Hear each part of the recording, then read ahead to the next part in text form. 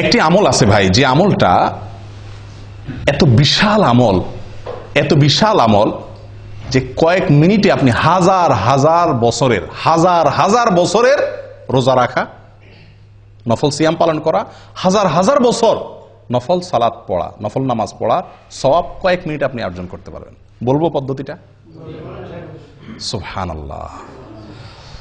নবী সাল্লাল্লাহু আলাইহি ওয়াসাল্লাম বলেন, মান গাসসালা ইয়াউমাল জুমআতি ওয়াগতাসাল ওয়া বাক্কারা ওয়াবতাকার ওয়া মাশা ওয়া লাম ইয়ারকাব ওয়া দানা মিনাল ইমামি ফাস্তামা ওয়া লাম ইয়ালগু।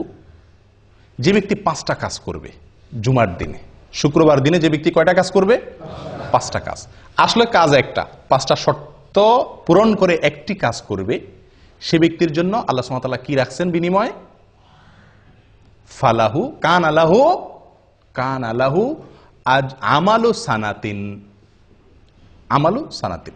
তার জন্য 1 বছর আমল করার সওয়াব আল্লাহ তাআলা দিবেন। কান আলাহু বিকুল্লি খতওয়াতিন, প্রতি পদে প্রতি কদমে 1 বছরের আমলের সওয়াব। 1 বছরের কি আমলের সওয়াব সেটাও হাদিসে বলা হয়েছে, সিয়ামুহা ওয়া কিয়ামুহা আও কামা ক্বাল। 1 বছর নফল সিয়াম রাখলে, 1 বছর নফল নামাজ পড়লে যে সওয়াব হবে, 1 বছর 365টা নফল রোজা, 1 বছর তো 365 রাখাও যায় না, এই 1 বছরের নফল রোজা এবং 1 বছরের নফল নামাজের সওয়াব পাওয়া যাবে প্রতি কদমে।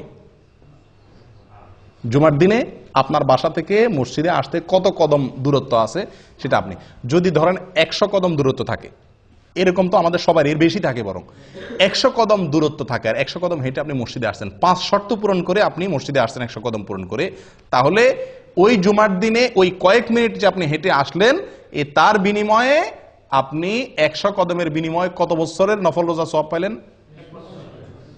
100 কদমের বিনিময়ে 100 বছর, 100 বছর নফল রোজা, 100 বছর নফল সালাতের সওয়াব পাইলেন ওই কয়েক মিনিটে।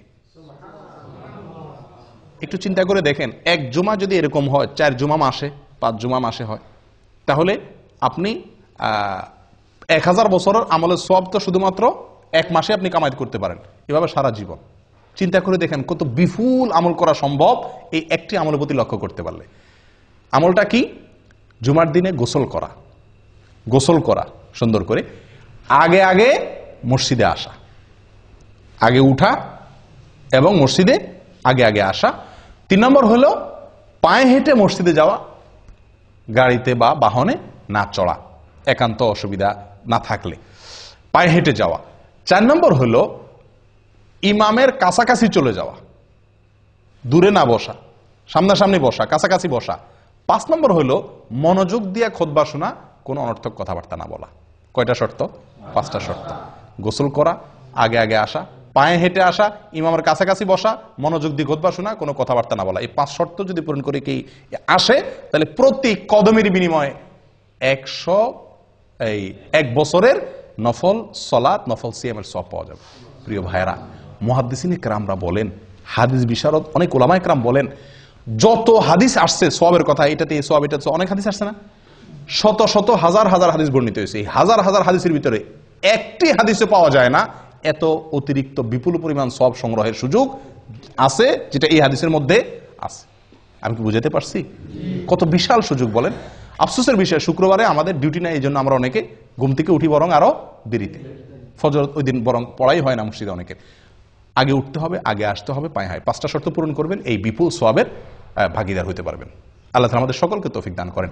এই জন্য সাঈদ ইবনুল মুসাইয়্যিব বিখ্যাত তাবেঈ, উনি বলেন, আমার কাছে নফল হজ করার চাইতে বেশি উত্তম শুক্রবারে আমল, এত বিপুল সওয়াব সংগ্রহ করা। কথা বুঝে আসছে? এই জন্য এই শুক্রবারের এই আমলটা খুব বেশি যত্নের সাথে করার চেষ্টা করি। আল্লাহ তাআলা সকলকে তৌফিক দান করেন। জাযাকুমুল্লাহ খায়র।